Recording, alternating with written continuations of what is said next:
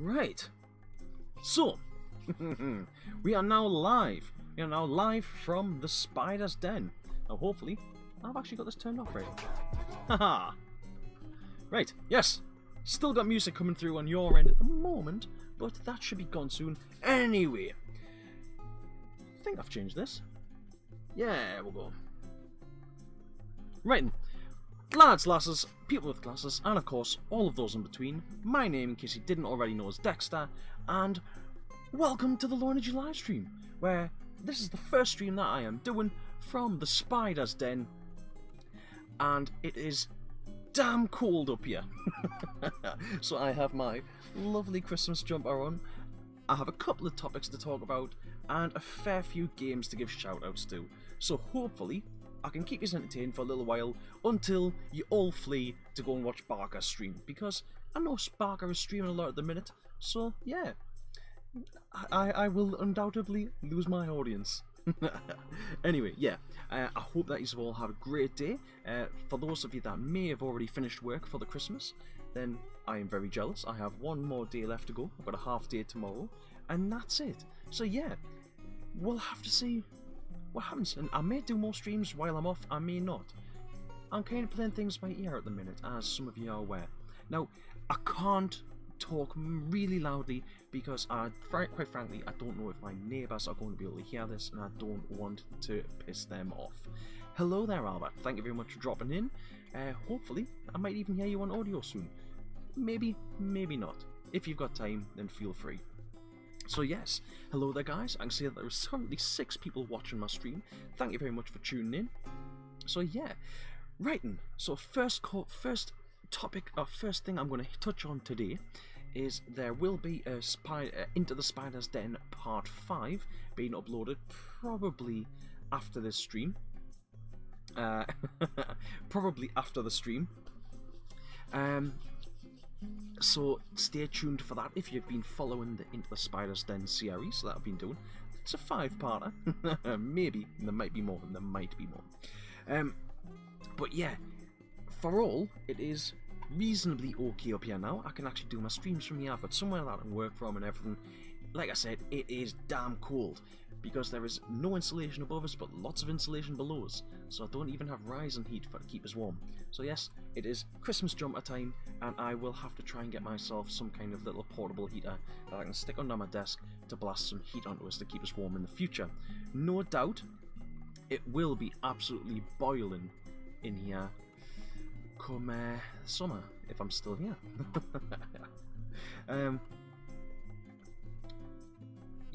Ben, you've only got Christmas and Boxing Day off. Oof.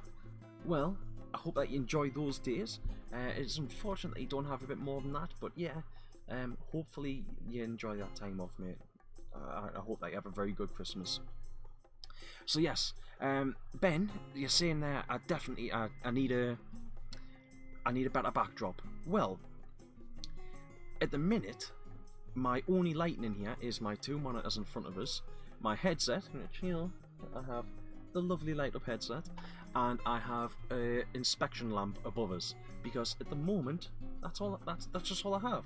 I need to get myself some lamps, and maybe put them up above there and stuff, which will light things up, and then, if I actually light things up properly in here, this is actually a green screen, and I could potentially green screen the place up.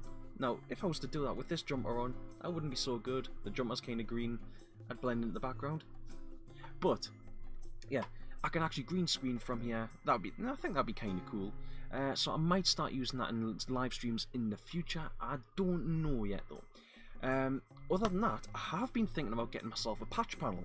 And then when I go to big games and stuff, I can start and stick some patches up behind us. I can show off people's teams patches and things like that. I can show off my patches that I've got. And, yeah, it's an option. I haven't fully decided on this yet, but at the minute, yeah, it's just my green screen, which is just kind of pegged up behind us. So, yeah. And I need some Premiere in mood lighting. I definitely do, mate, but I will have to get some ordered. I was thinking I might see about getting some just some LEDs, run them up the up the sides here, or maybe it's up the back there. So hopefully that'll light down. But I would need to get myself I'm gonna have to get myself a USB divider, just so that I can spread my USB stuff out a bit more. Because at the minute I've got my headphones plugged in, I've got my microphone plugged in, I've got my camera plugged in, I have my mouse plugged in, and I've got my my cooling tray plugged in as well. Not that I really need a cooling tray up here. It is freezing. So I might actually cut the stream short anyway, because it's cold. But yes, I'm not going to try and complain too much. So yeah, too much. But yeah, I hope that the camera angle is good for you guys there. I hope that I'm coming through nice and loud and clearly on the microphone. But yeah, this is a completely new kind of setup for me. Unfortunately, I did build my desk a little bit too high, so it's not really at the right height for just kind of leaning on, and it's just not right. But it is definitely workable. It's actually kind of perfect if I'm standing. But you know, maybe I just need to buy myself a higher chair. Oh, but you think the patch wall's a good idea? Well, I think it's a good idea. And if this is going to be something that I'm going to be doing for a while, I think the patches will be a cool thing for to show off. And over time, you know, people will get to see the patch wall kind of grow with my channel. And depending on what I'm doing, depending on how I've got camera angles and stuff in the future, that might even, you might see some patches sometimes and some patches not on other times. Kingfisher, man up. Well, that is why I've got a jumper on, because I can keep myself a little bit warmer and I won't start shivering on stream. Colin, can't wait until summer. Your lass will think you've got a water leak. It'll just be you melting. Yeah, that's entirely possible. That's it. This house is boiling in the summer and freezing in the winter. Well, sorry, in the loft anyway. Yeah. But I think I might go for I'm not sure if my TV, my second monitor, I'm not sure if that actually has a USB port on it. If it does, then I might be able to run my mood lighting from that. So it's definitely an option. But yes, it's something that I am definitely looking at, and I'm hoping I might have sorted out some point soon. I can't guarantee it'll be next stream, depending on when that is, but yeah, hopefully soon. While we're just sitting chatting, I'll give you a heads up now as well, guys. As some of you are aware, my wife is pregnant. She is quite heavily pregnant at the moment, and it could potentially drop any day. I know that's not exactly a nice way of putting it there, but that's the situation we are currently in. So, just a heads up that once the baby comes, I will probably be taking, I would say, at least 2 weeks off. So I'll still share stuff on my Facebook page. I might try and get in a stream if I can, but I can't guarantee that. I think we'll be both tired and we'll both be doing stuff. But I'm going to probably take 2 weeks off, just when the baby comes. So yeah. Until then, though, I will be here as often as I can be, and so that'll normally be Mondays and Wednesdays. Can't guarantee Christmas Day though, but maybe. Right. Severed port kicks out power. I use on yours on the back for the Chromecast. Yeah, Ben, that's it. It might be an option for to do that. Then it'll give us that one extra USB port that I kind of need for maybe running lights from. So yeah, and it will also mean that I won't have to run more cables downstairs and annoy my wife even more. Right, anyway. So, what are we going to talk about today? I guess we will jump straight on with the where can you play this coming weekend. I know it's getting close to Christmas, but there's still some people who want to get out and have a bit of pew-pew time. So yeah, where can you go and play this weekend? So, first one up is Skirmish Dorset to have a Christmas game on. This is on the 21st, so I believe that's this Saturday. There's a lot of games happening this Saturday and not on Sunday, strangely enough. So yeah, Skirmish Dorset Christmas game this coming Saturday. For walk-on, it is £5 to play and £45 per box. As I understand it, rental is also £5 to play, but it is £15 per 500 or £50 per box. Now, if you are playing Magfed, I would assume that the prices for the 500 balls are probably going to be the same price. So if you want 500 balls, it's probably going to be £15 as well. It is limited to 100 players, so if you want to get yourself along there and go and play, then please contact the site. There is a link in the description down below. It is £5 deposit required to book your spot, and apparently there is also free mince pies, and a raffle is also going to be held on the day. So get yourselves along, go take part, get some mince pies, get in a raffle, and you might win something. Thank you very much, Roger O'Hara, for the information on that one. Next up, there is Red Alert Paintball in Reading. This is a Magfed walk-on, so it's perfect for you Magfed players. It is £25 per person, including 500 balls, or 20 first-rate rounds. I know 20 rounds compared to the 500 doesn't sound like all that much, but you've got to remember first-rate rounds are a lot more expensive. This is the 22nd, and this one, I hope I'm not going to butcher your name, but this one was given to us from Sai Joy. I hope I've got your name right there. I'm really sorry if I haven't.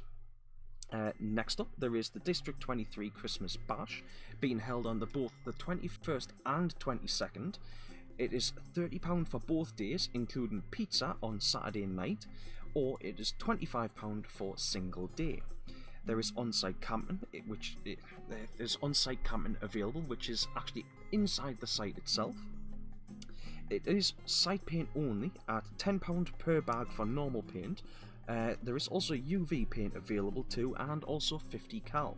Now, for those that might be interested, I'm not sure if it is like starting 10 o'clock and then all the way through Saturday, but it is, as I understand it, most Saturday and into Saturday night.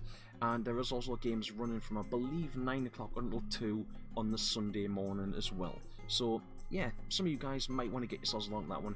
District 23 is a cracking site to go and play.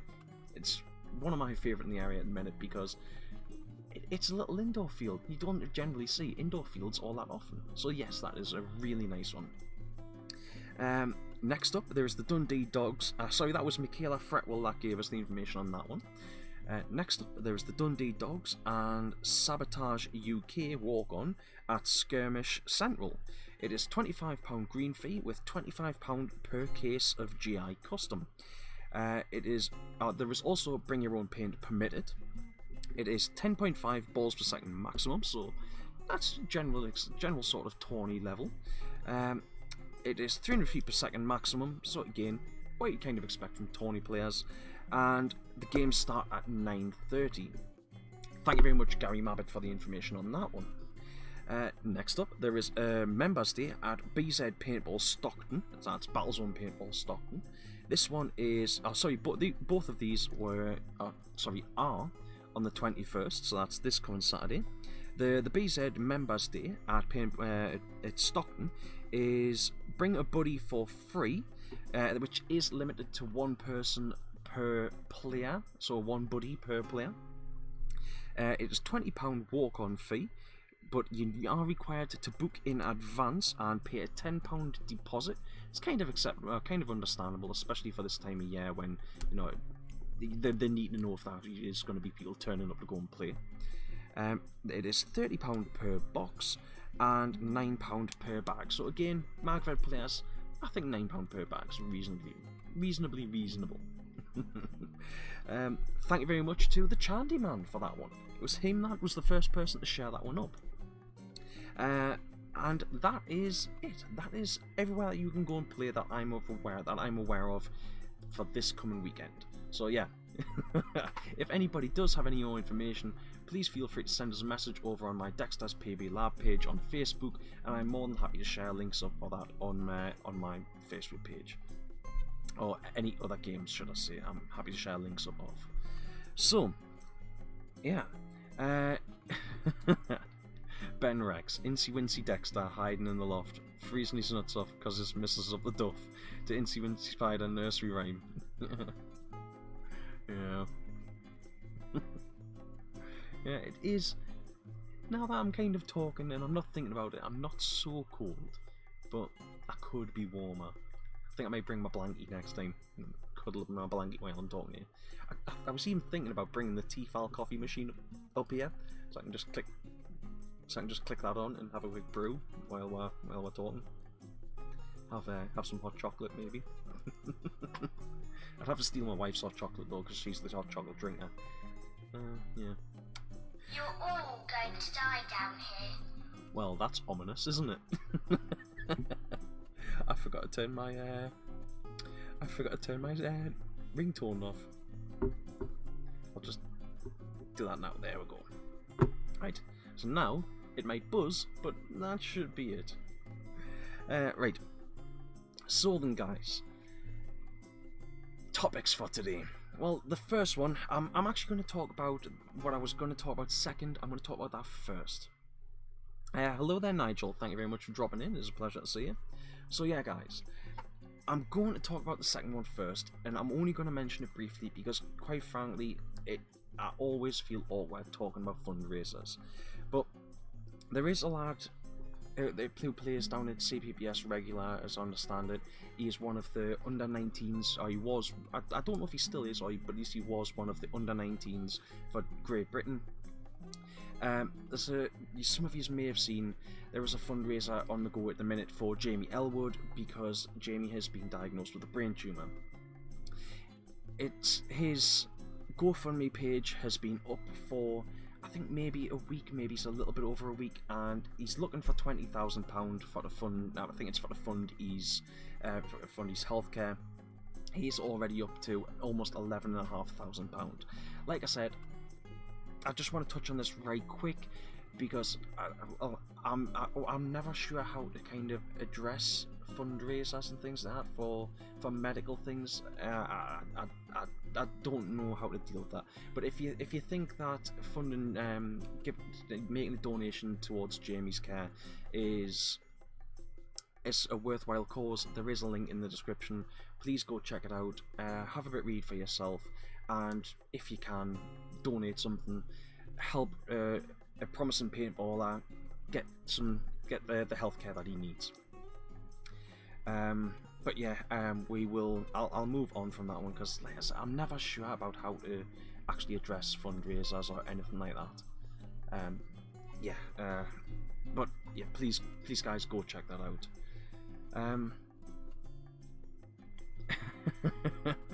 Ben, think about that nice film that's based in July, Frozen. Yes, which I can't remember if we actually talked about this or not, but has anybody actually looked up just how big Olaf is?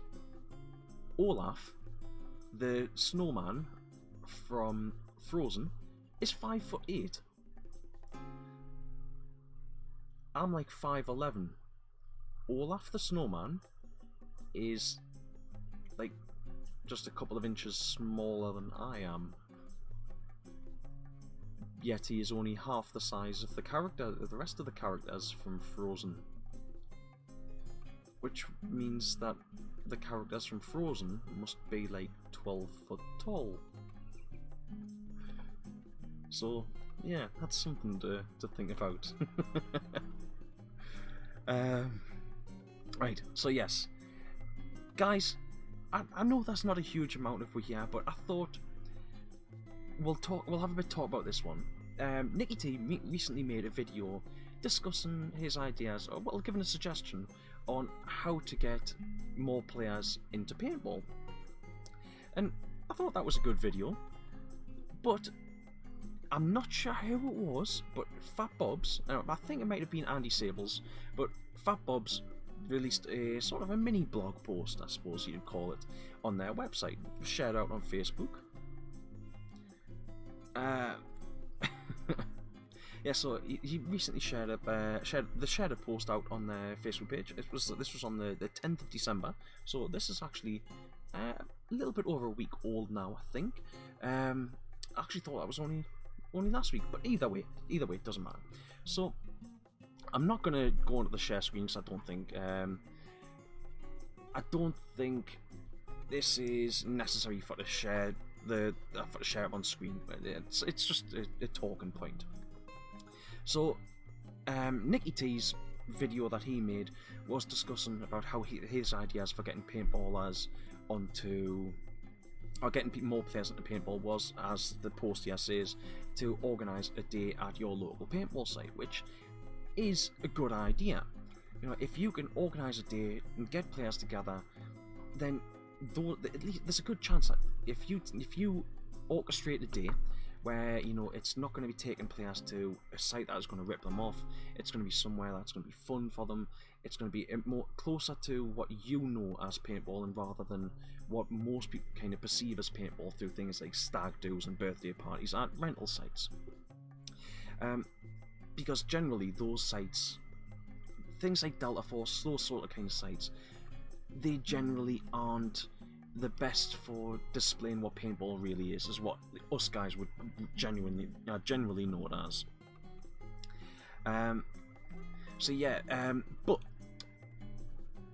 So I mean, I do think that is a really good idea. But I found in the past it's a struggle to get people together to actually go and play a sort of just a day that you organise. I mean, I think I tried to organise a day at my old job years ago. I mean, this was like when I was sort of really I could never stop talking about paintball at one time. And now I talk about paintball to people that are interested, but at one time I just talked paintball non-stop, 24/7, everything was paintball. I've actually I stopped talking to family members because of my obsession with paintball like 10 years ago. But when I tried organising a day, and I had one person put their name down to come along, and then they removed their name. They scratched their own name out, and that went really well. But yeah, it is a good idea if you can get people together. Like if you hear people at work talking about that they want to organise a day's doing something, they want to organise a fun day, like a work fun day or a party day or something like that, pipe up and say, look, I can organise some paintball type stuff for you. That works. And you might get one or two players out of everyone that goes, might decide that this is something that they want to do, and they'll take it up, they'll ask you more information, they'll find out more. Fat Bobs, they suggested to, where was it? I believe it's find your local site's website, which I would say go for the sort of more independent site. Don't go for that big corporate one. I think I've already mentioned their name, but don't go for that big corporation site. Go for smaller ones. Go for your local field that you go and play at regular. Give your business, or give the group that you're getting together, or whatever, or anyone that you want to try and get into paintball, or anyone that you would hope would get into paintball, try and direct them towards a small family-run business sort of thing, not a big corporation. They're going to get a better experience 9 times out of 10 at that small, that site that is run by an independent than they are at one of those big corporations where they're just nameless, faceless, and don't care about anything as long as they get your money. So yeah, find your local site's web address, copy and paste it onto your Facebook timeline, and press enter. This is something that pretty much anyone with social media can do. You can do it on Facebook, Twitter, Instagram, Gab, I don't know, BitChute, Minds, all these other alternatives. Whatever it is, you can find the information for your local site and you can share it out. It's something that you can sit and do while you're sitting on the toilet, hiding away from your boss at work. You know, it's something that you can do like sitting while you're waiting on your dinner being put on the dinner at the table, while you're waiting for your dinner to be put out in front of you at the dinner table on Christmas Day. You can quickly do that with your smart device. You know, if you're sitting in front of a computer at work on your lunch break, you can quickly drop on and you can do that. It's something that everyone can do, and there's a good chance that that information will end up in front of somebody that will want to go and play. It might even spark a conversation, and that is what we need to be doing. We need to be doing things that are going to get more players together and to go and play paintball. So what's people saying in the chat here? If Olaf is that small, how big is Sven? What do you mean that's small, Colin? 5'8" isn't small to the normal person. It's just that you're a giant.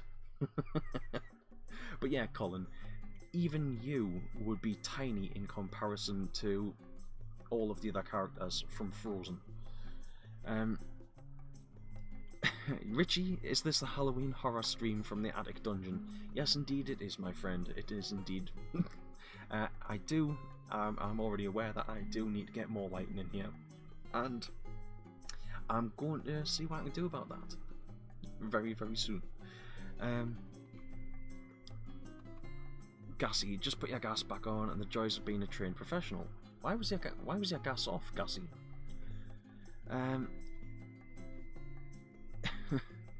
Bet you never need to pay the big gas bill if they disconnect it, you just reconnect it.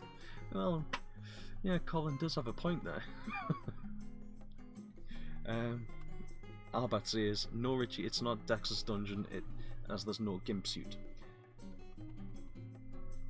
Yeah.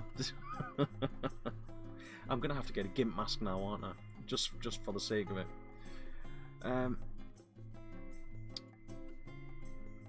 Ben, Gassy would be worrying if you couldn't. Well, yeah, as a actually, I don't even know what your official title is, Gassy, but as a gas fitter, I'm going to call you a gas fitter because that's simple and I'm relatively simple. As a gas fitter, I would hope that you could turn gas on and off.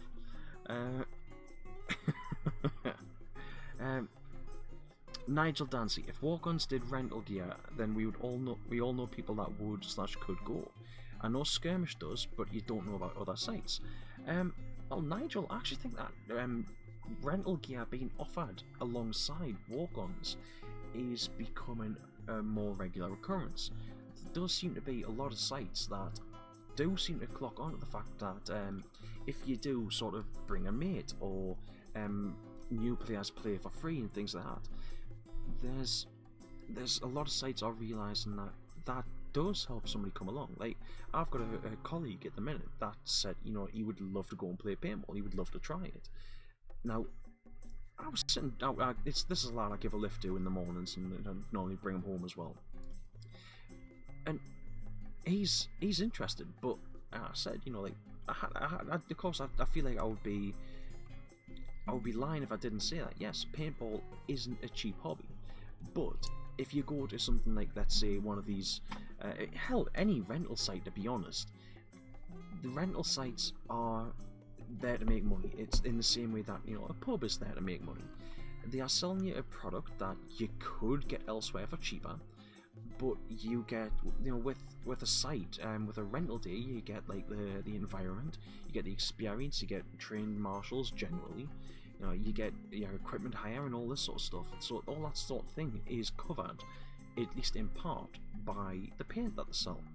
Now, there is still undoubtedly a markup on that because sites are wanting to make money, but when you go and play a rental day, you can get things. When you go and play a walk-on day, you can get things cheaper. You know, you're not paying, you're covering a little bit more on top of what your box of paint might have cost, and you get you know, a ref that's going to keep an eye on the games for you and things like that. So you might not have as many refs on field, and it might be in some cases even self-ref and things like that. It's a little bit cheaper, but you're not getting that necessarily getting that full experience that you would have as a rental customer, where everything is sort of time controlled and generally should be at a high standard. That's what you would hope, wouldn't you?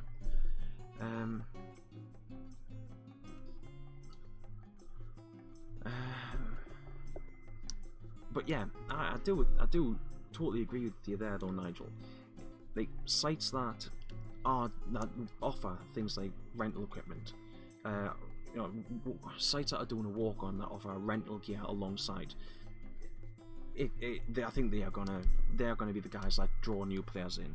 In fact, I'm pretty sure it was Skirmish Dorset are doing that this weekend. I'm pretty sure OMG do it. Now, in fact, I know OMG do bring a buddy or something, but I'm not sure if District 23 themselves do that. I think that they might, but I can't say for certain. BZ are doing that this weekend. The only thing is that it is only that you are limited to bringing one friend along as well. So yeah, I mean, that is at least 2 sites that are doing that this weekend out of the 6 3 3. Out of the 5 games that I know of, 2 are doing that this weekend, and that is really good to see. Oh god, Colin, that would cost him his job, Colin. Gassy, that would saying that would cost him his job, Colin. So he's never been tempted to fiddle with the gas. Don't blame you, Gassy. Gas is something that I've never had any desire to try and mess on with. Yeah, I think it could be a bit explosive. Your village and next village, 1400 homes with the gas off. So how long's that been off, Gassy? Was it just off and you've getting it straight back on, or was it off and it's been off for a while and things have been really cold? Ben, flammable fart detection direction officer. Flammable, all right.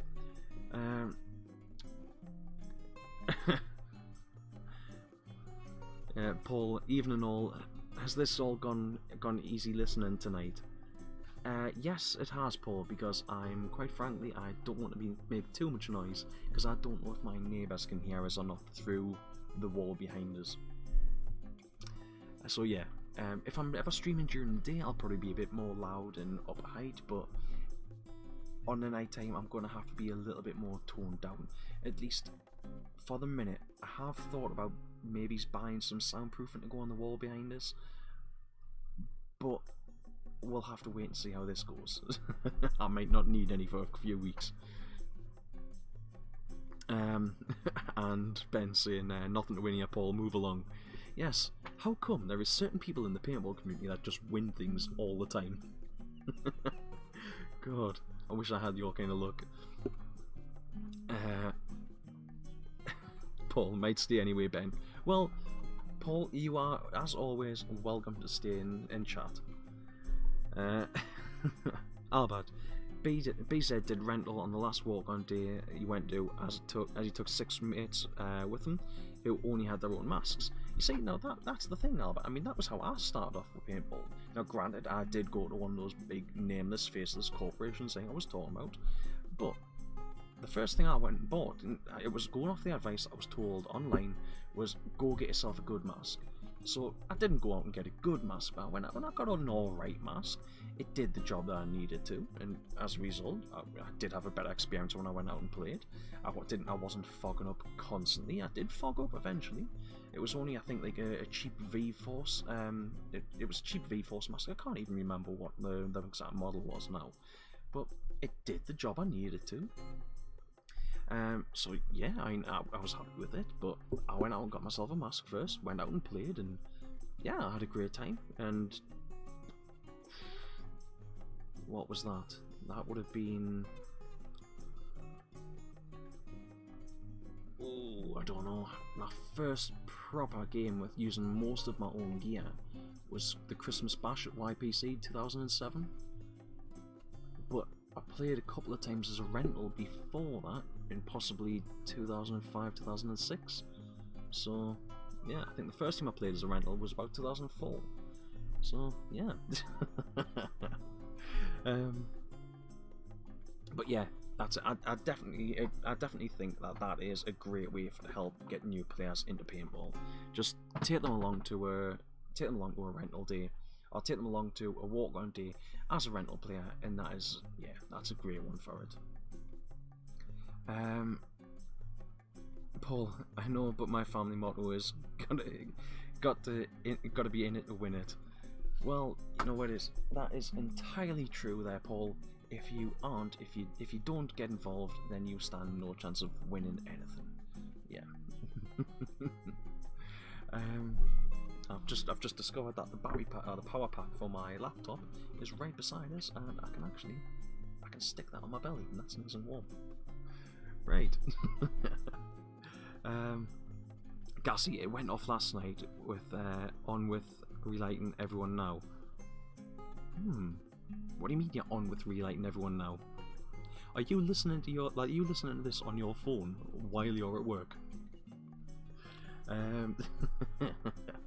Colin, You never win, but you always donate. The way you look at it is, the way that you look at it is, at some point I'm gonna win massively. You know what it is, Colin? That's kind of how I'm viewing things at the minute. I just keep going for it, and eventually I'm gonna get this massive payout. It's like playing the lottery. You're just gonna get this massive prize windfall sort of thing. It's gonna be great. It's gonna be amazing. Albert, if you ring up, you're sure BZ will not mind if you take more than one. You know what it is, Albert? You're probably right there.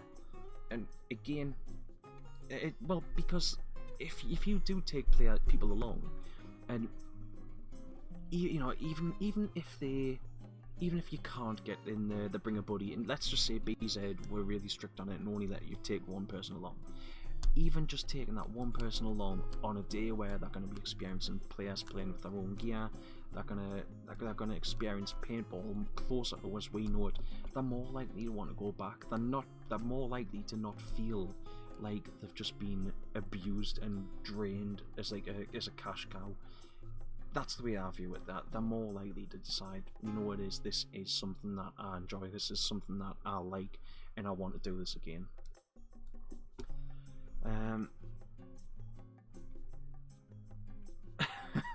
Paul, Colin, you want to go on some rare stuff at the weekend?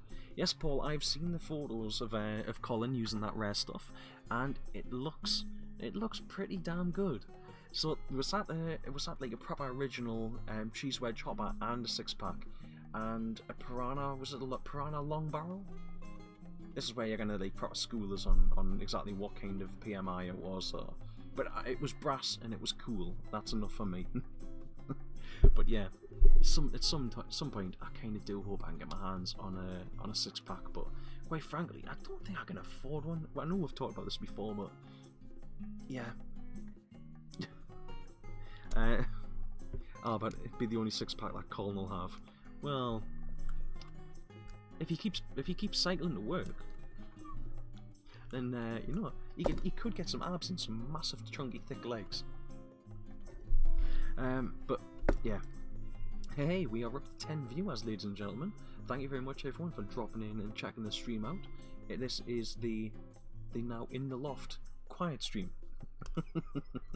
So for those of you that may have just tuned in lately, I don't know if people have actually been following the Into the Spider's Den videos that I've been putting up on my YouTube page, but there will be another part coming tonight which gives a very sort of brief show of what's going on up here.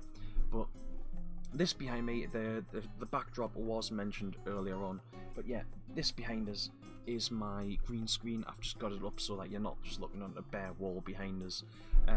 But at the minute, yeah, I've got my green screen up. But we were talking earlier on about I may at some point swap this for a patch panel. So if people wanted their patches shown off on streams, I could put it up behind us. Of course, any games that I go to where I buy patches, because I try and buy patches if they are on offer, then I'd put those up behind us as well. You know, my old team patches and things like that. They'd probably go up behind us. And yeah, I would go from there and see how it goes. Oh, yeah. But other than that, like I said, it's a bit cold in here. I have no insulation above us, but lots of insulation below us.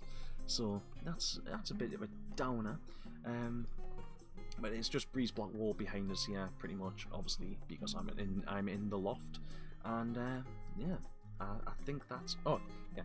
Also, I built my desk slightly too high, so that's part of the reason why I've got the camera angled down a little bit, so that I think it gives us just a little bit of a better sort of view, and it will also show off any t-shirts that I'm wearing a little bit better. And yeah, I don't know what else I can really tell. I do plan on maybe buying myself a little portable heater, because it is a bit chilly in here. Anyway, Paul says it's a PMI Magnum 68, 6-pack and a WGP ammo box. Very nice.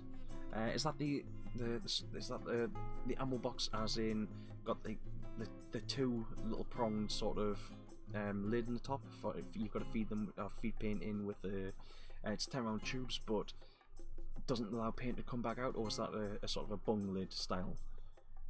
I know that yes, there were cheap naff ammo boxes, but the Brass Eagle ammo, the little cheese wedge hoppers, they were just caps that you could take out and put back in and stuff. But I know some hoppers, some of the cheese wedge hoppers came with like it was just 2 prongs, a bit like the speed feed on the back of a Phantom, stick feed. Colin, you got a kill with it. Very nice, Colin. I've been tempted. I'm always really tempted to buy some old school brass, but my PGP really just put us off. The fact that PGP would not go anywhere near velocity, anywhere near usable velocity, just it really disappointed us. That first one that I had, well, I polished it up and just it wouldn't shoot right. It was disappointing, but it was cool to have.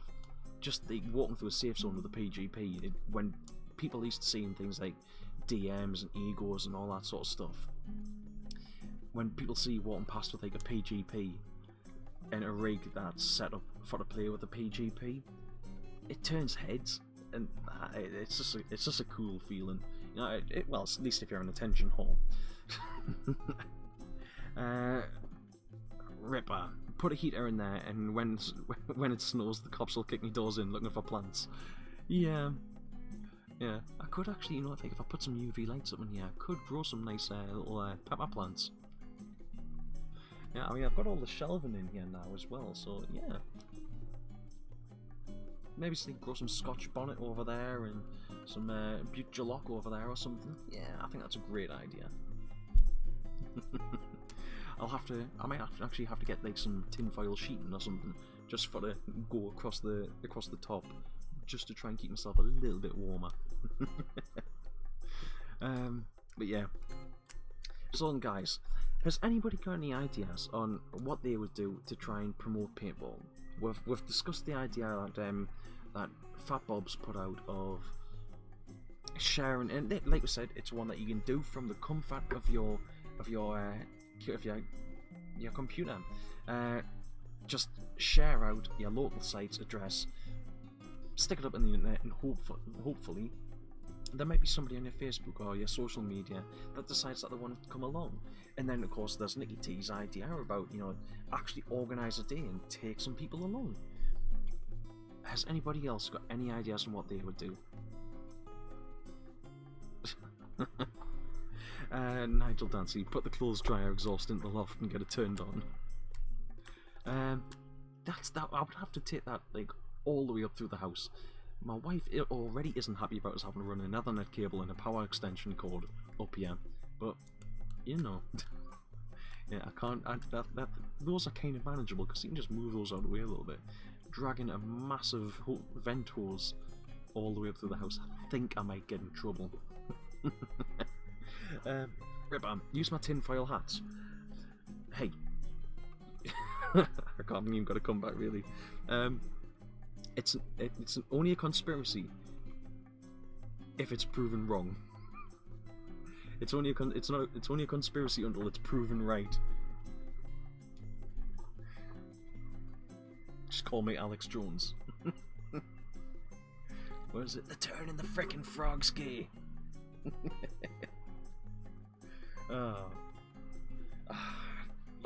Lovely extension thing.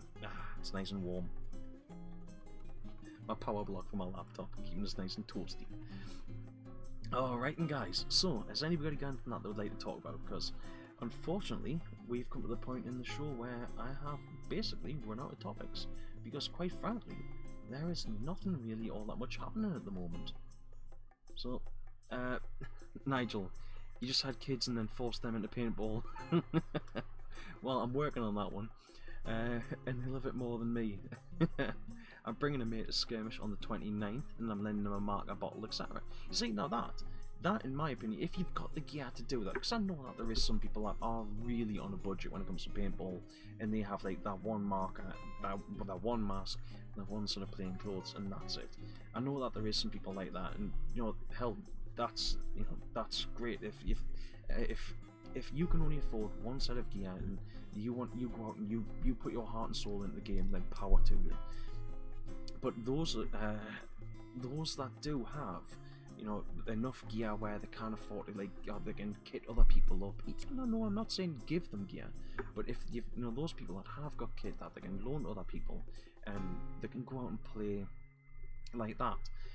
You know, they can go and play themselves as well as having a friend kitted up. You know, maybe it's a colleague from work or something like that. That's like the next step up from just taking somebody along to a rental day. That is giving them a taste of what it is like to be a paintballer.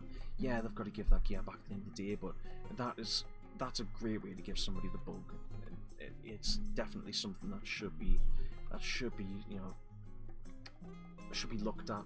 If you can do it, then do it. It's a great way to get people in. Ripper, the death of Paintfest.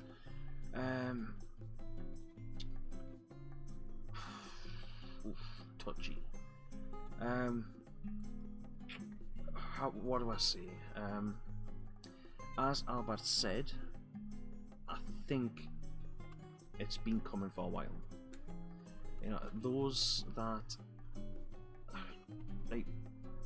have been going to Paintfest for years or year on year, I noticed a decline in player numbers, at least in the paintball player numbers attending Paintfest. I've noticed a decline in that over the past few years. I think I've done, in the past 5 years, I've done like Paintfest like 3 times, I think it was, or at least I've been there like 3 times, and I do think it's definitely been losing players.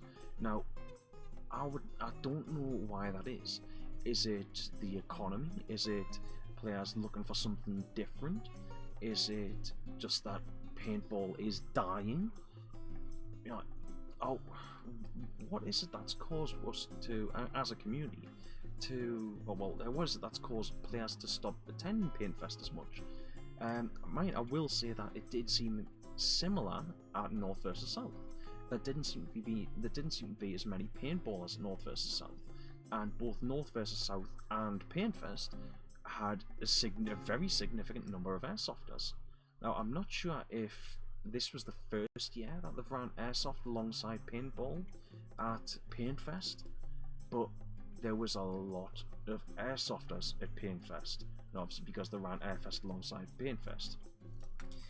But is this something that they're planning on carrying on, or is NPF planning on carrying on Airfest and dropping Paintfest?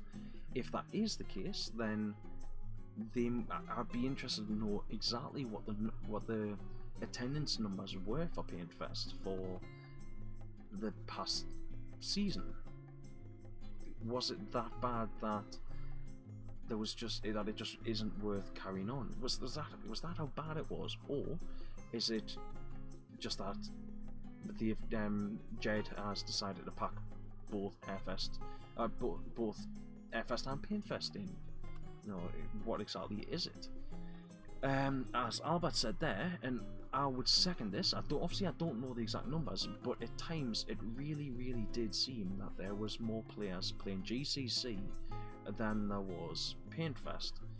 And I can remember going to Paintfest.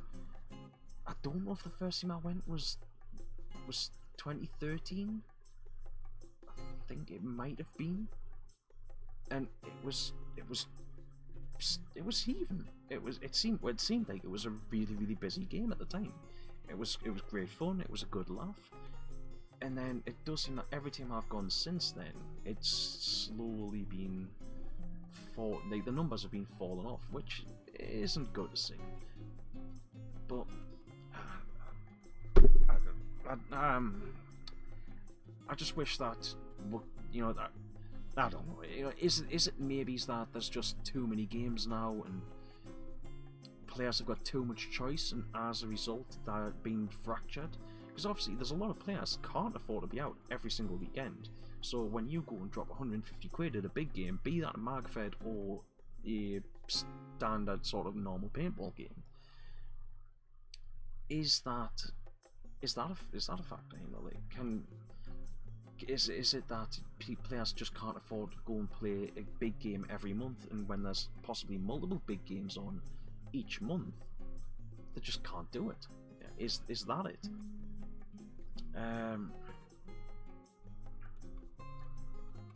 Dom, paint the world one kid at a time, kill it with getting people into the sport.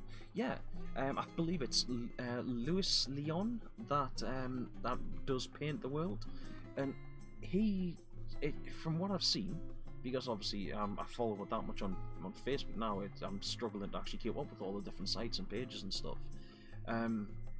With Paint the World, it seems like Lewis gathers gear together and then donates it to like a young'un that wants to get into paintball but maybe can't afford his own gear.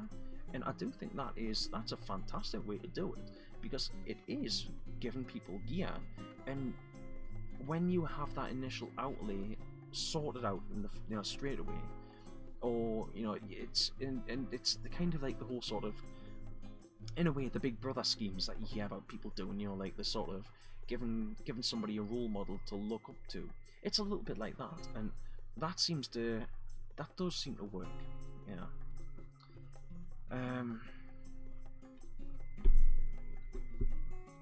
Nigel, you lend someone gear and they don't have the pleasure of cleaning it.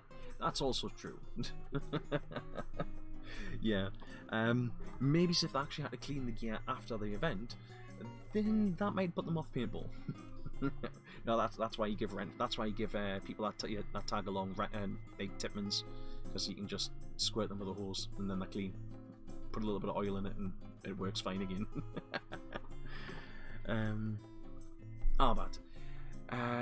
But for you, it's the cost of North vs South and Paintfest are getting more expensive every year. Yes, definitely, Albert. You see, I do think if someone puts on a game and it's like 50 quid, kind of what I mean, when I was getting into big games, I mean 50 quid or 55 quid, that was like expensive then, and that seemed to be like the expensive point then, but games were absolutely stowed off, and now we are looking at like 90 quid for an event ticket, and is there any need for events to be? Obviously, I'm no economist. I'm not a site owner or anything. I'm just somebody that's sitting doing like live streaming in my loft. I've got no experience of running a site other than doing a little bit of marshalling for a couple of years, like 8 years ago. But is there any need for sites to be increasing their prices by like £10 every year? I know inflation is a real thing, but surely if a site drops their prices a bit, they'll get more players attending because they'll go to the slightly cheaper game over the more expensive game, and then you build from there. Once you even if your site isn't as good as the more expensive site, if you organise a cheaper game that ultimately, because there's more players there and everyone's having a good time, players will want to go back. And then they come back the next year because they had a good time, and then they come back the year after, and the year after, and so on and so on and so on. And is that an option? To reduce the prices of games and get more players going to then recoup the costs of losing out from having higher fees? Because at the minute it seems like prices have been going up because there's been less players have been going along. And which way is it?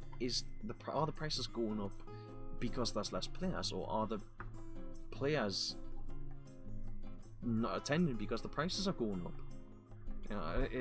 What's the crack? But yeah, I must say, like, things like Paintfest, it is the pricing that puts me off things like Paintfest, North vs South. I'd rather go and play a smaller game where there's more players, or hell, I'd even just go and play like a smaller game, like a walk-on, than where I can get in for like 25 quid, then go and pay £90 and play for the same length of time, basically.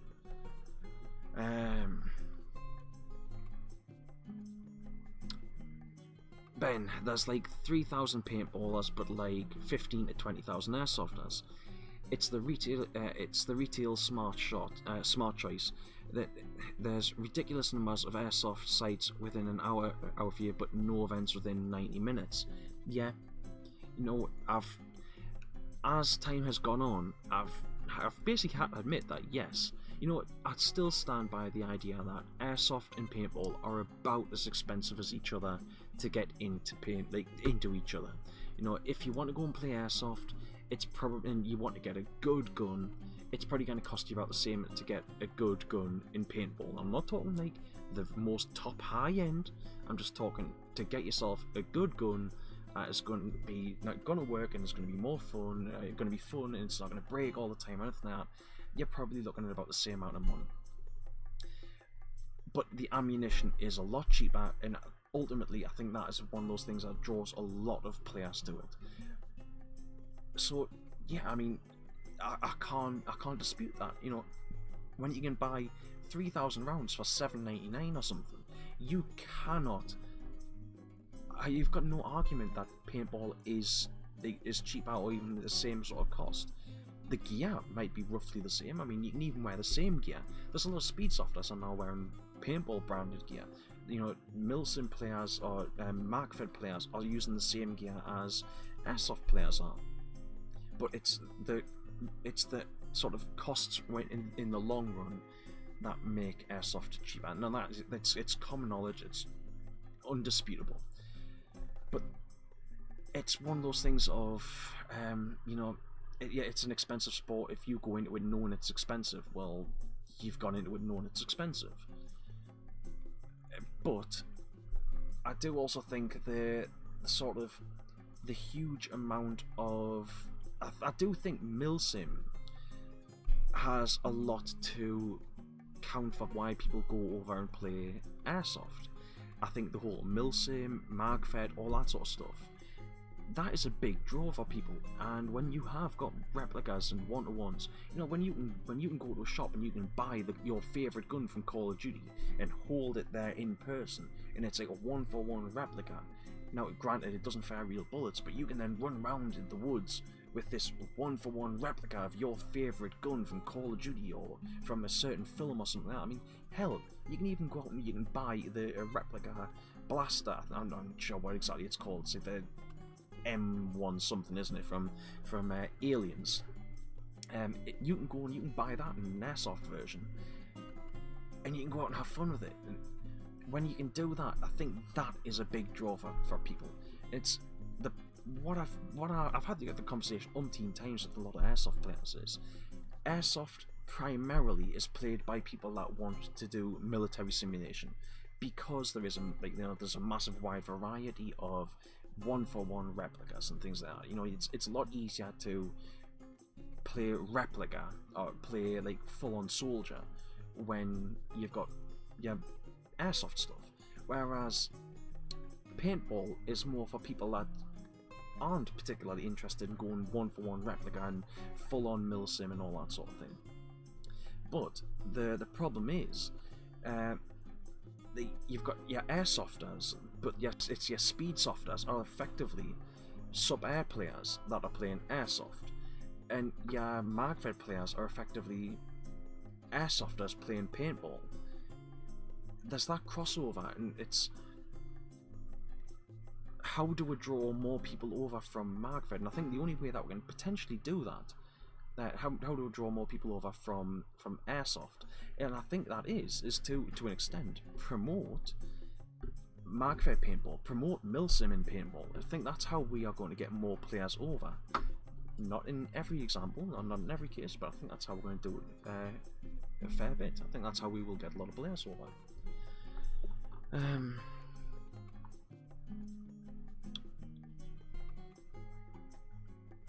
And yeah, I think because paintball is so expensive is the other reason why there's not as many big games in close proximity. Funny thing is though, as I understand it, even when paintball was running events at like big games, even when paintball was running big games at like 55, 60 quid, airsoft was running games at like 80 quid at the time. So you were paying a little bit more on entry, but then you were paying a lot less for your ammunition. But then obviously paintball, yeah, it's cheaper entry, but then a lot more for ammunition. Go figure. But the first Paint Fest you attended was £60 for the ticket. This year was 90. Yes, yeah. Which I do think that puts people off. People see £90 for a ticket and they just go no. Even though I'd still agree that you could drop 90 quid on your ticket for Paint Fest and you could drink more than that at the bar. You could, and I think that has been what people have done at a lot of Paint Fests previously. They've gone out, they've had a few games on the Saturday, you know, the mini games and stuff, and then they get royally smashed on the Saturday night, and then they're not even able to make it out of the big game on the Sunday. There's people that just, that's all they do is they've gone to Paint Fest to get drunk, and that's their weekend. A little bit of paintball on Saturday, maybe whatever's going on the Friday, get smashed Saturday night and go home Sunday. And I know that's because Paintfest is portrayed as a festival, not just a big game, but I don't think it then helps paintball in a way.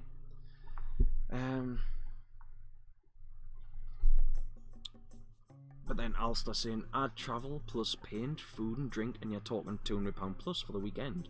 Oh, totally, yeah, I totally get it. I mean, for a special venue, you might expect to pay a big amount of money. You know, like, I think I probably dropped close to £500 for going and playing Call to Duty when it was held in Sunnybridge. I think it was Call to Duty, as in it was the second Call to Duty game. When that was held at Sunnybridge in, like, 2010, I'm sure I dropped about 500 quid to go and play that game, because I had, like, the ticket was bloody expensive, and then I think a box of paint was like about 50 quid or something, like 40 or 50 quid, and I had like about 2 or 3 boxes per day. And then there was all of the additional costs on top of that as well, like we had to wear a uniform, so you had to have, for the team I was playing on, which I think was the United States Marine Corps, you had to have, what was it, Desert Camo, it was like American Desert Camo or something. So yeah, I mean, I was wearing gear to match. I was obviously I bought gear to go and play. I bought loads of paint. I bought my expensive ticket and did all this sort of stuff. I had the travelling costs. Yeah, easily not. Even if it was bare minimum 300 quid, but that was a special game. That was a special place to go and play. It wasn't a site that is there all year round that you can effectively go and play all year round. Nigel Dancy. That's what I find with having to pay for 3 of us, and the big games are like a mortgage. Yeah, well that's it. I mean, give it 14 years time. If my little girl decides that she wants to come along and play,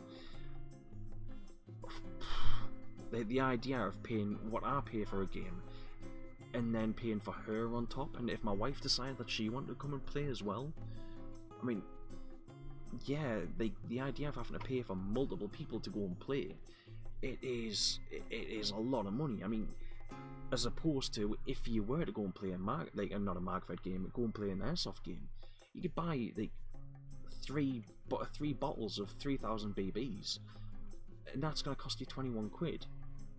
So you've got 9,000 BBs for 21 quid, and then you can play for the full weekend with your family.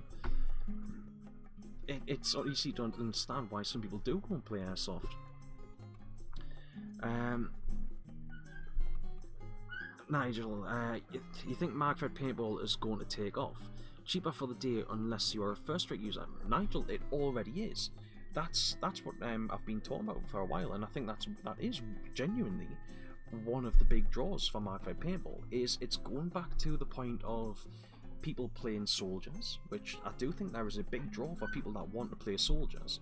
I mean, it was going back a few months now, but I met a couple of guys playing District 23, where one of them, he wanted to dress up, and I think one was ex-army, and the one that wasn't ex-army wanted to have everything as close to 1-for-1 as he could have it. And he was even to the point of wearing the proper Kevlar plates in his plate carrier. This guy he wanted everything to be as close to real as he could have it. And I think that there is a massive market for that, and I think Magfed is tapping into that. But I will continue to feel the need to point out that players need to remember that there is a difference between military simulation and Markfed.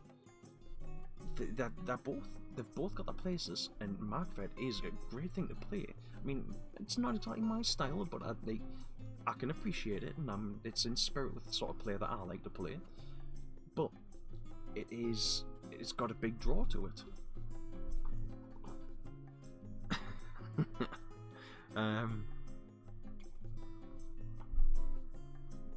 Nigel, you are even considering getting one yourself next year. You can have a full day for 20 or 30 quid.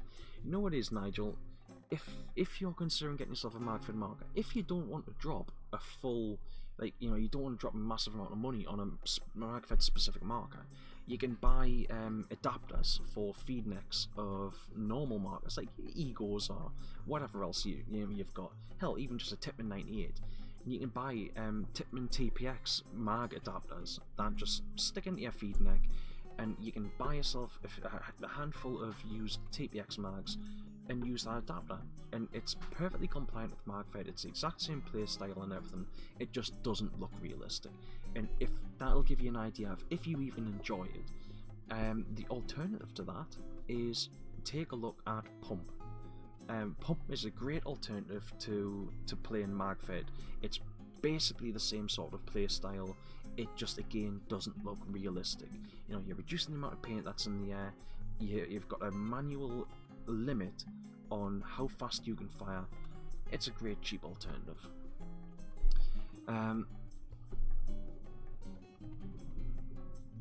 Ben, you can't see Markfed getting much bigger. It's been slowly building for years, but there's also a lot of Markfed events next year, so it might saturate it. Yeah, Ben, I can understand your point there, and I do think you have got a valid point there, and it's what I was talking about earlier on about oversaturation within paintball. I do think that I think that's been one of the big problems with big games, but I would say when it comes to Markfed games, if you're only dropping £9 on 500 balls for the full weekend, and then you're paying 25 quid for a ticket, it's easy to see how that can be drawn as opposed to 30 quid for a box of paint and then 50 quid for an event ticket. Even if you pay the same for the event ticket, you're still saving on your paint costs. Now, I will say that there is no need to go Markfed to do that. You could play perfectly fine by just not pulling the trigger as much. But I realise that for a lot of it, especially myself, and I will put my hands down for this, when I play with a normal marker, like an electro with a hopper on it and stuff, I'm very, very trigger happy. I have no trigger discipline. I've got no trigger control. I have no self-control when it comes to shooting a marker that can fire fast. I want to fire fast. I like spraying paint. It is why I genuinely handicap myself and play with the pumps. Because when you play with a pump, you have a mechanical handicap on your marker. You cannot rain paint. Hell, even if I play with something that has slam fire, it's still only going to fire as fast as I can pump, which generally isn't going to be that high of a rate of fire for very long. I might have had years and years of practice, but I still can't hit that. I still can't maintain that speed for a long period of time.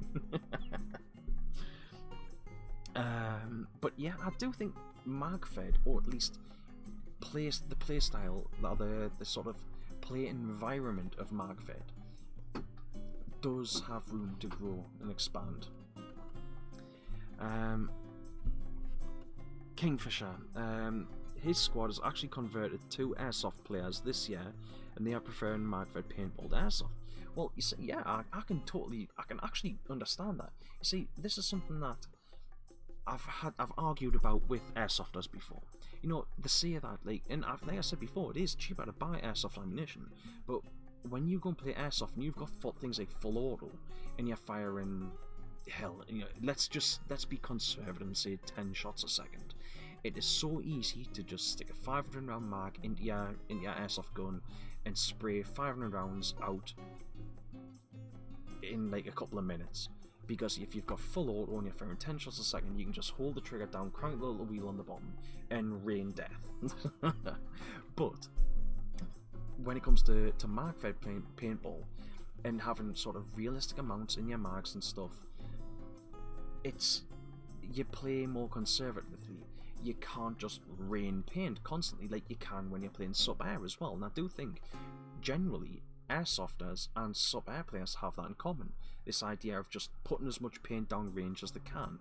You do have some players that are going to play more conservative, and I know that you have low cap mags and airsoft and stuff. But generally, the one time I went and played airsoft, and when you're watching airsoft videos like on YouTube and stuff, people just spam the trigger. That's what airsofters do. So you'll use those you might use those 3,000 balls in one day, whereas with mag-fed paintball, you may not even use a full bag of 500 in a day. I know when I was playing with my HDR50, I think I used the bag of 500 50 cal balls that I got. I think I still had most of a pod left of that, and I played about 3 days with it. It just didn't seem to use up, because I couldn't just rain paint. So it is, mag-fed is a great way to keep your ammunition down, but it's to keep your costs down, not ammunition. But it is also it is good for, like I said, military simulation, and also you've got the realistic sort of ammo capacities. You've also got, and I was talking about this on the way home with the lad I mentioned earlier on who was interested in playing paintball. Airsoft is fun for going and spamming the trigger and things like that, but with paintball there is a reason to not want to get hit. You know, you can stand and just cane somebody with BBs, and it might hurt, but it's not gonna. I got shot with I got shot when I was playing airsoft, and it just being hit with an airsoft pellet and being hit with a paintball.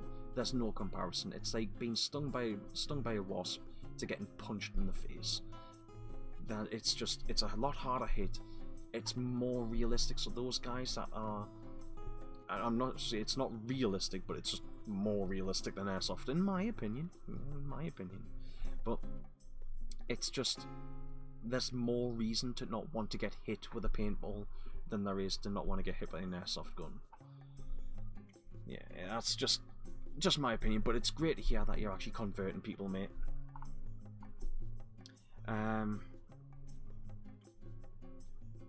Yeah, Ben, playing hungover at Paintfest was like that for you.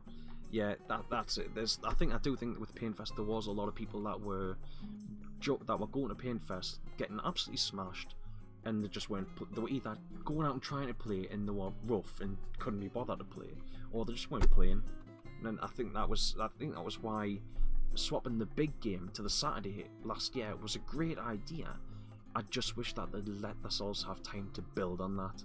But I can also understand that if they'd had enough, they've had enough. There's not much you can change about that. Nigel, you played the 1989 club at YBC when there wasn't enough walk-on players. It wasn't bad, it was cheap, but it's slow. Yeah, I can understand that. You see, that's the thing. I think with mag-fed players, the games can be slow, but it depends on how people want to play. You can, I think, because there's less paint in the air, it means you can make big moves. You can make big, these massive runs across the game zone, because there just isn't that capacity for people to just cane paint at you in the hopes that one hits. You can't just. Right, he's gonna run in, even if you're laning, and I'm assuming that you all know what laning is, but it's like, right, he's running over there, I'm gonna shoot over there, and that one didn't get him, I'll move the lane to where he's running, right, I'll move the lane to where he's running, and you keep moving it, in the hope that eventually, a shot's probably gonna hit him as he's running through a stream.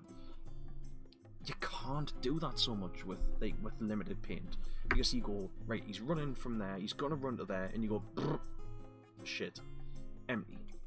Well, what can you do? You've got to reload. By the time you've reloaded, he's back into his bunker. Hello, Martello. Thank you very much for dropping in. Welcome to the easy listening live stream.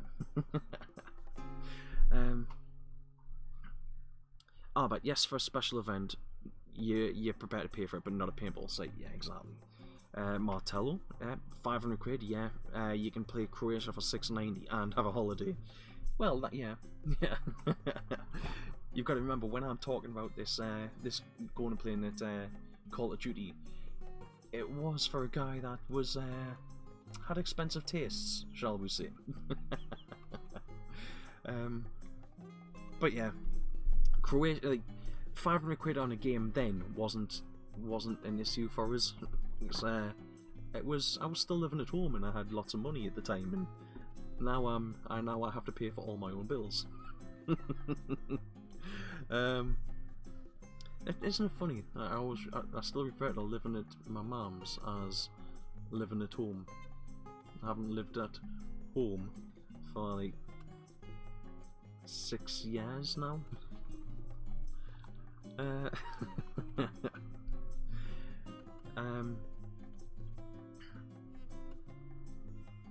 Ben, milsim is when it's to the point of being the point of doing things like being on stag for hours at a time. Yeah, well that's it, Ben. Obviously, there's a lot of players that are interested in milsim. That it's generally it's not even, it's military simulation of firefights, and that's about it. Yeah. I think, you know, I am aware that there is some places that do genuine sort of milsim style games where it's like literally you've got this massive area to go and play in, and you're gonna run a game that's gonna last for potentially 3 days, and there's only a handful of players that go. And it is doing stuff like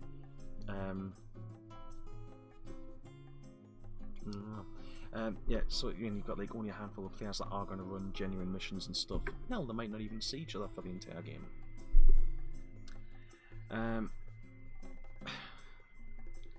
Martello, Dexter doesn't need any more handicaps. Hey, I resemble that remark. I think, Nigel, I think I'll leave the milsim to playing online on Arma 3. Well, that's the thing, Nigel. This is what I was saying before about there is a difference between playing milsim and playing magfed. Playing magfed just means you are using, for simplicity's sake, a magazine-fed marker. Milsim is when you want to go down the full-on route of obviously dressing up, and you want to have roles and all that sort of stuff, which most players aren't interested in. Most players want to play soldiers a little bit on the weekend, and that's about it. Ripper, it's the game music in the background because we're talking about airsoft and magfed. Ripper, I'm offended by that. I spent ages selecting the music that I was going to use for this stream, and well, I was going to use for my background music, and it's better than just listening to me and only me, just the sound of my voice, and that's it. Oh. Martello, it's got a Greek taverna vibe about it. Well, I hope that you like the music. I wanted to kind of go for like a sort of a bit of like a swing sort of jazz, easy listening sort of street sort of thing. But hell, if you don't like it, just say it. I can try changing it. See, I can't actually hear the music. It's only you guys that can actually hear the music because it's playing to the stream but not playing to me. Which I do actually find to be kind of strange. Don't know how that works.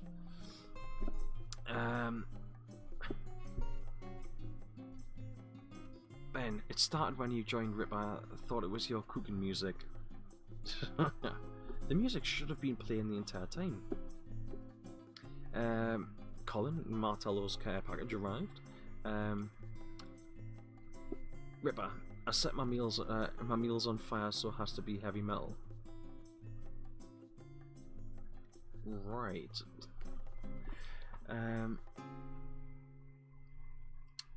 Kingfisher, on a magfed event day, you use 500 to 650 rounds on average. Yeah, so I mean, if you take it easy, you'd probably be comfortable using 500 rounds a day. And I know that's slightly less than you're saying is your average, but even there, I mean, like, what worst case scenario? You play a 2-day event, you use 2.5 bags of paint. that's not a huge cost, is it? I mean, I generally, if I'm using a normal marker, if I'm using like a normal hopper-fed marker, my expected amount is about a box a day. If if I get really excited, I might use 2 boxes a day or a box and a half. But generally, I'm not that trigger happy. I just, once I start shooting, I like to shoot. But at the same time, if I'm playing a game where the safe zone is relatively close by, and I'm using a normal marker, and it's not a case of, right, you know, I've shot on my paint, I've now got half an hour to walk by the safe zone, yeah, I could easily shoot 2 boxes a day. But that's, like I said, why I play things like stock class and why I play pump and stuff like that, and pump in general. Because, yeah, they just reduce the amount of paint that I can shoot. Ben Rex, Flambe isn't exactly metal. But hey, it does involve fire, so it's kind of exciting.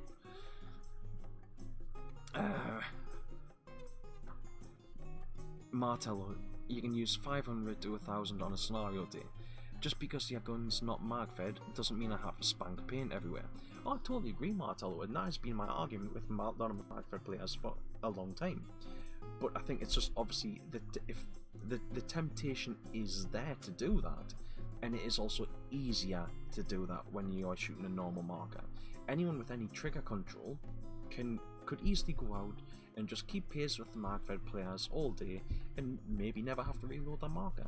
You know, they take out the one hopper full, and yeah, that's nice and easy.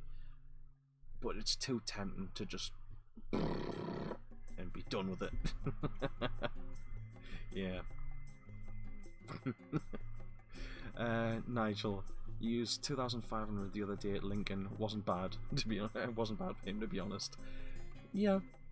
The problem that I have is then having to take paint home. You use like a box and a half, or like 2,500, so you've used a box and a bag. I can't guarantee the next time I'm going to play, so I'm then sitting on like bags of paint. Which, depending on where you go, obviously there's a lot of sites that don't allow you to take paint with you. So if you buy 2 boxes of the next game and you don't shoot the full amount, you're then bringing paint home again and again and again. It didn't used to be an issue when I was playing tournaments and I was doing training sessions and stuff, because you could just go and spank all that paint on a training session. But yeah. Ben, you used all the paint and a bit more, lol.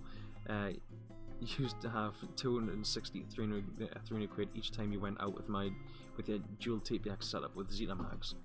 You know what it is, Ben? I was probably doing very similar to that, because even when I had all my mags loaded on my TPX setup, I still used to carry extra paint in the form of like 10 round tubes. I would always carry extra CO2 and I'd carry extra paint just in case I was going to need it. And I have seen us actually have, like, down being a bunker beside somebody before, refilling mags in a building, but hey, it's fun at the time. Ripper, you think you shot 200 rounds at Lincoln the other day, the rest was soup, thank you GI. That's unfortunate, Ripper. I think so far this year, the times when I've shot GI, it hasn't been bad paint. I'm hoping that it was just a bad batch for you. Trouble for making noise. Nigel, can I just ask, was anyone having problems with GI custom paint the last 3 months you've been using it? It's not been great, it breaks all the time lately. I don't think I've actually shot GI custom in the last 3 months. I think the last few times I've shot, well, basically I've shot paint, it's been evil. You know, I've spent that little bit extra to get some kind of nicer paint. Ben, you don't want to look at the back of your paintball cupboard as there's an unopened box in there. Well, get it open, Ben, and go and shoot it. Ripper, awaiting GIs as you've had enough of shit paint. Shouldn't have to put up with it. No, you shouldn't. Yeah, it isn't fair to spend your hard-earned money on paint that is bad. And if it happens once, you know, you can kind of get away with that. Or, you know, like, maybe, you know, you turn up and it's a bad palette of paint, and it's been a bad batch of paint. You go and you shoot some paint, and I think we've all been there, where you turn to a side, you buy the paint that you always shoot, you know, the stuff that you really like, you go out and shoot it, and it is soup. Maybe it's been stored badly, maybe it's been a bad batch, or something happens, and it's just bad. Now, if you're lucky, you can take the paint back, and you can say to the site or the event organizer, look, the paint's bad, and yeah, most of the time you'll get your money back. But it might be a case of it is just everything conspires against you. You got bad paint, the site owner's an arsehole or something, won't give you your money back. It has been a bad batch or what have you. But if it is and that you can kind of write off as right, I had a bad experience then, it's been good every other time, blah blah blah.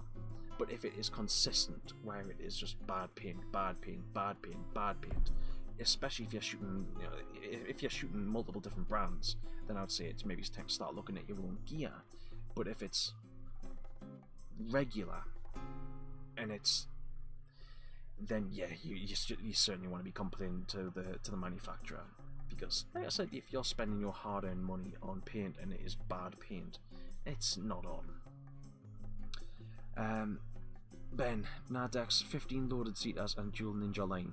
See, I just ran mine off CO2. I didn't like having, or I still don't like remote lines. Funnily enough, I don't mind having a massive loop of, holes on the side of my marker, but I hate remote lines. Ripper, we can take most things back to a shop if it's shit, why not paint? Well, that's the thing, Ripper, you totally can. You are well within your rights. If you have bought a bad box of paint, yeah, take it back to the person who sold you it. There is literally no reason you can't do that. And I know that there is the potential for some event organisers might be arseholes and say, no, I'm not giving your money back. But they do that, and it's just going to go against their name. It makes sense that they want to try and please you. Now, if I was an event organiser and I put on an event and somebody went out and shot a bag of paint, now if you've shot the full box of paint and then you come back and complain, well, I don't think you've got any right to I don't think you have any right to complain. You can say the paint was bad. Can you make sure you buy good stuff in next time? But other than that, you've got no room to complain.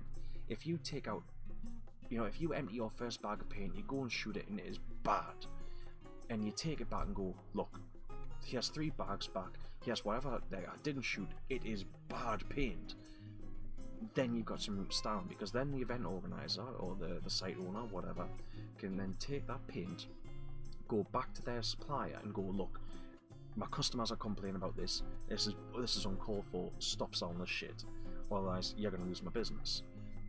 That way, more understandable. If you've shot it all, well, you can't prove anything, can you? It's like eating an entire meal and then going, that was terrible, I want my money back.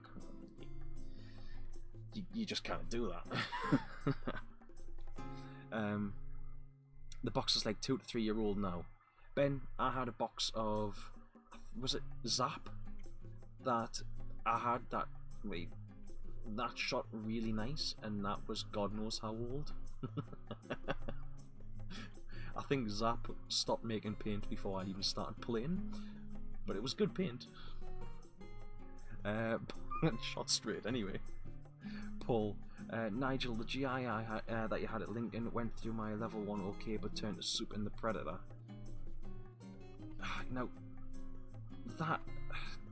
it seems like multiple people had problems with that GI at Lincoln. I think that's 3 people I've heard of having problems now. If it's gone through the level 1 okay, but turned to soup in the Predator, well, obviously I don't know what the Predator is actually normally like on paint, but I do know it's a cocker.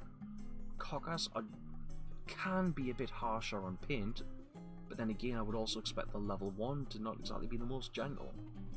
But I mean, what's considered to be a high-end tournament gun against an auto cocker,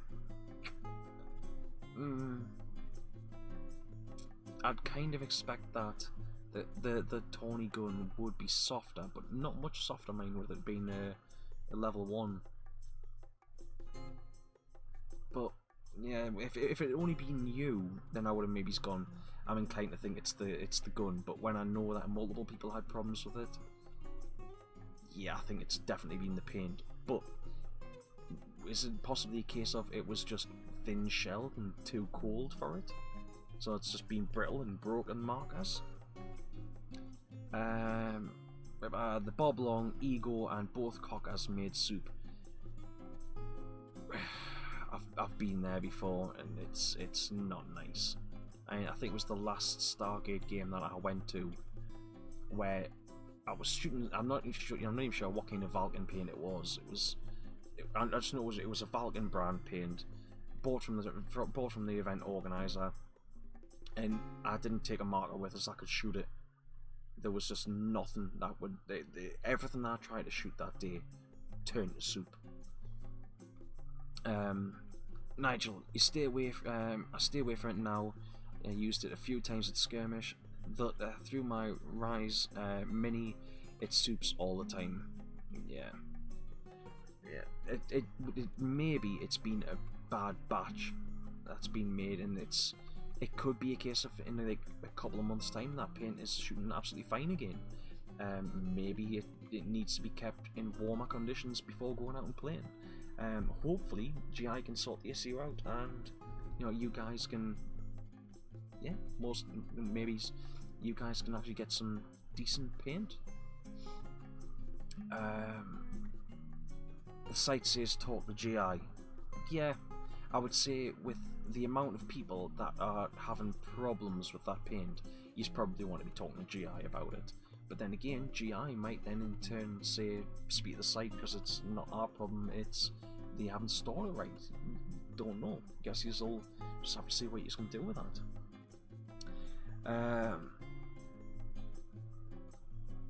I still got 1200 to 1500 waiting for the bin once GI get back to you. Well, that's it. Up until if any of it bagged as well, because if it's bagged, then you can potentially send it to GI. If it's all open, then it probably will be a case of bin it, because obviously if it's once it's out of its sealed container, you can't guarantee what the condition of it's been.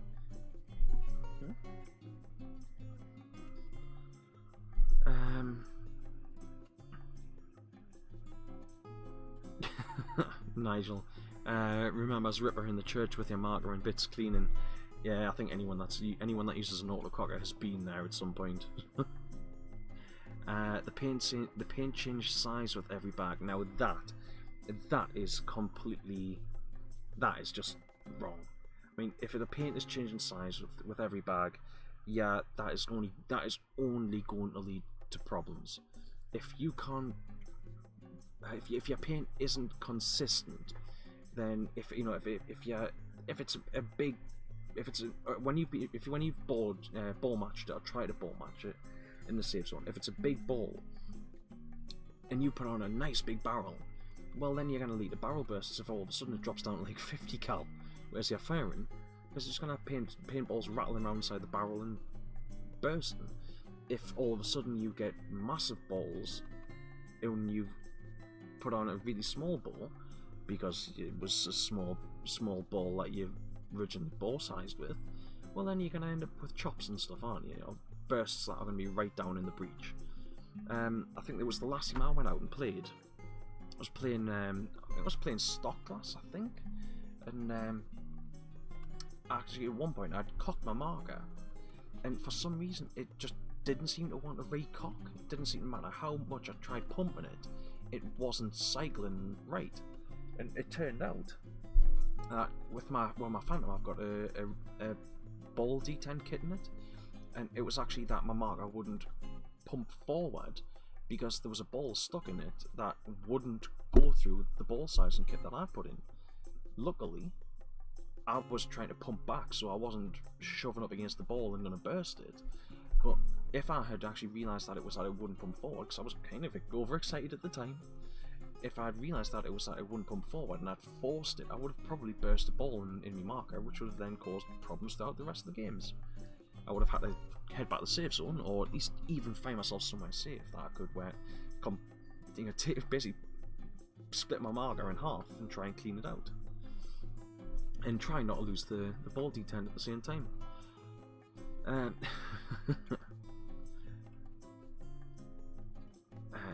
Martel's saying, which GI paint is this? Nigel, custom the orange box. Martello again, he used 3 and 4 star, shoots okay for him. The Craze UV was okay too, not used custom for a while. And Ripper, GI custom 3 stars, almost as bad as the GI clear at MVP. Oof. If it's as bad as the stuff that was at MVP, then it must be bad. Because I mean that stuff at MVP was ridiculous. The Vulcan Fate used and Sterling was faultless for him and his boy. That's Nigel. That's why people end up with favourite brands of paint, because you use something which is supposed to be a good brand of paint and it just turns out to be trash. So you go, oh well, I'm just going to go and use this instead, and yeah, that's how people end up with favourites. Ben, Midnight is still one of the nicest paints you've used. Yeah, at the minute I've been shooting Evil, but I can't say that I've really had any problems shooting Midnight. Midnight has seemed to be a fairly good paint to use. It's something that I'm relatively happy with.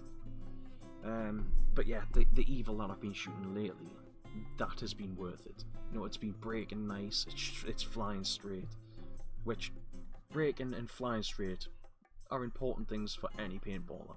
But if you're playing Pump or Magfed and you don't have the reliability of just firepower, you want straight and brittle-ish. Maybe it's not so brittle if you're playing Magfed though. Anyway, guys. So yeah, I think we've done reasonably well for to sit and have a bit of talk tonight, considering hardly any talking points. But yeah, I hope that you've enjoyed the show. I'm not saying I'm going to end right now, but just give you a warning that the end of the show is coming up. Kingfisher, you've started to use art paintball. It's good stuff. I can't say that I'm familiar with art paintball. Yeah, I don't think I've seen that stuff before.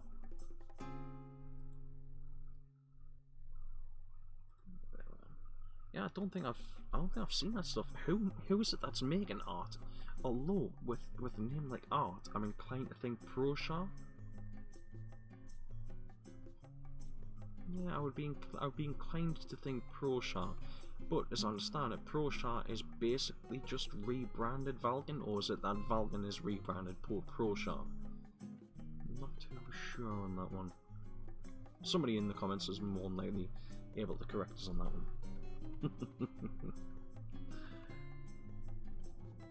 But right, so guys, yeah, I suppose thank you very much for tuning in to watch us tonight. Unless anybody has anything that they would like to talk about, then I guess we'll be bringing the show to a wrap. Just a quick sort of warning in advance that yes, I do intend on wrapping this up.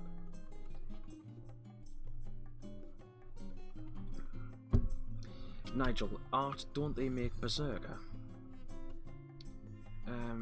Just Paintball has some. So is Art Paintball the actual brand that is making paint? Yeah, I don't think I'm familiar with that at all. ProShar made for others, that's Martello, yeah. I thought it was ProShar that made for other people, yeah, but aren't ProShar now actually making their own paint as well?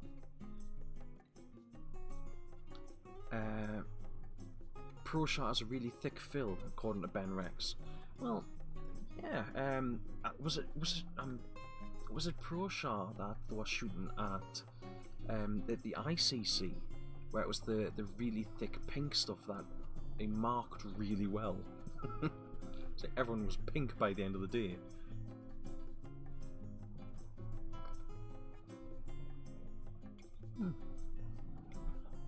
Yeah. OMG events are starting to use it next year. Well, good. Well, because I trust OMG to make good choices on that stuff. So I'd be interested. I might get to try it at District 23 if they're using that. because obviously I try and get down to District 23 when I can. But yeah, at some point I'll have a look at it and see what it's like. As long as far as I'm concerned, if it flies straight and breaks regularly, especially if it's got a consistent, if it's actually a consistent bore size as well, those sort of things, consistent bore size, breaking, flying straight, it's what we all want, isn't it? And any paint that should say that, that's reasonably well priced, then I'm going to be happy with. Nigel, night chaps, you're off to bed. It's been emotional. Well, Nigel, thank you very much for dropping in. It has been a pleasure to have you here. So anyway, guys, yes, I think I'm actually going to head off soon as well. But before I do, I'm actually going to show you this one. I did recently design a new t-shirt. It's one I haven't really mentioned because I'm not totally happy with it, and it wasn't until I designed it that I realised that I actually wanted it to be different. So I'm probably going to take it down and, well, I'm going to redesign it at some point. And so if anyone wants to try and sneak in there before I redesign it and get your hands on one of these ones, and then you can come to us and go, you got one of the ones that were very limited edition because they haven't been up for that long, and yeah, you can get one before I change them. Unfortunately, I need Teespring to change that the way that they do stuff. At the minute, Teespring, why is that still running? Teespring at the minute have it so that you can't edit things once you've designed something. You have to completely redesign it. So I'm going to have to completely redesign this t-shirt. Alright. But yeah, if you like it, you can sneak in there in advance and get yourself one. Yeah, you might like it, you might not, eh? Right, so where's OBS here? Right then. So, ladies and gentlemen, if I've got this screen lined up right, please check out the Calm Down Karen t-shirt. Live simply, laugh often, and pump rapidly. Which, that's the bit I'm not happy with. I should have put pump furiously. Yeah, if you like it, please go over, check it out. At the minute it is £10.93 on Teespring. Obviously, if you buy multiple items from my store, or even just multiple items off Teespring, I believe you do get reduced postage. And yeah, hopefully you might find something you like, and yeah, get yourself a cool t-shirt. So yeah, thank you very much for checking that. Thank you very much for watching that, guys. And yeah, it is only going to be up there for a limited time. Right, so next up, finally, Ben says the theme park incident was Proshar palmed as graffiti.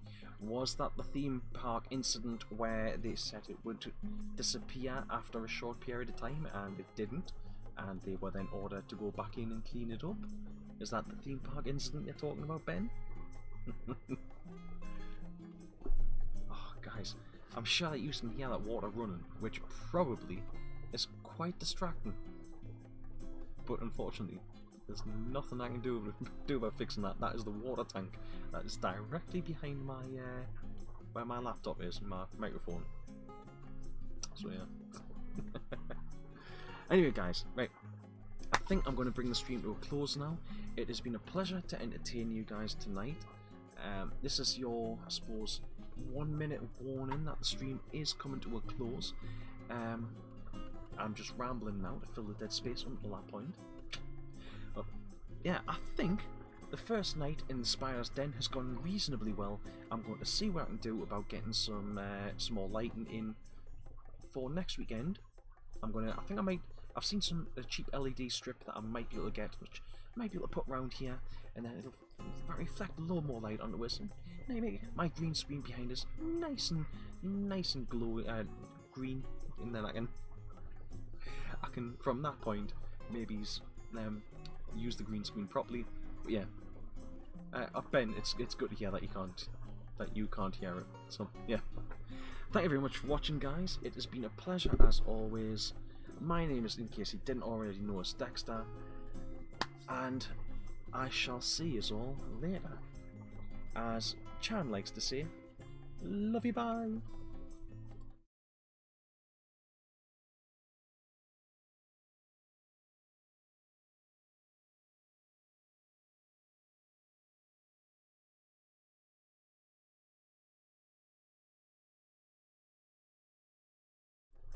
Oh, and by the way, I've caught you before you've gone. Please remember that if you aren't already subscribed, please subscribe. If you like this live stream, please give it a thumbs up. If you're watching this afterwards, post in the comment section any thoughts that you have on anything that I've talked about today, because all those things really help people find me in the algorithm. It helps YouTube find us in the algorithm, bumps us up a little bit more, and we'll get more people in to watch my streams. But yeah, thank you very much for watching. It has been a pleasure, guys, and as always, my name is Dexter. I shall see you next time, and love you, bye.